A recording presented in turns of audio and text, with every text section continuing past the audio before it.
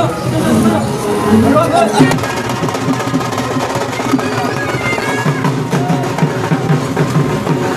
Friends, जय Jagannath. Welcome to my mini blog. तो आज दिन मोर आरंभ होता माँ रक्षाकाली दिव्य आरती दर्शन देन मुझे रूम को फेरी टी हेल्दी खाଇବା खाई से मोर गजा मुग आ बादाम थिला जोटा कि मुझे खाई देन प्रसाद पाइबा पर मु फेरी मोर कर्मभूमि को। आज जेहेतु आम गोटे प्लानिंग थिला गोटे फेस्ट रो तो आम से किसी अरेंजमेंट करूँ। आ मोर ड्यूटी थिला सेठी केवल लंका काटिबा और प्याज छड़ाइबा आ सेतिकरे देखो मो आखिरे केते लुह।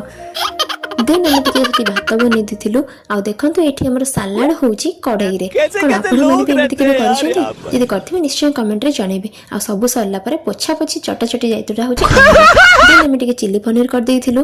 देन विकल पेट को शांति करने आम सब पैकिंग कर धरी आसलु खाइबापी आ देन पेट शांति टी कर देइथिलु। जदि वीडियो भल लगे तो लाइक शेयर एंड सब्सक्राइब। जय जगन्नाथ।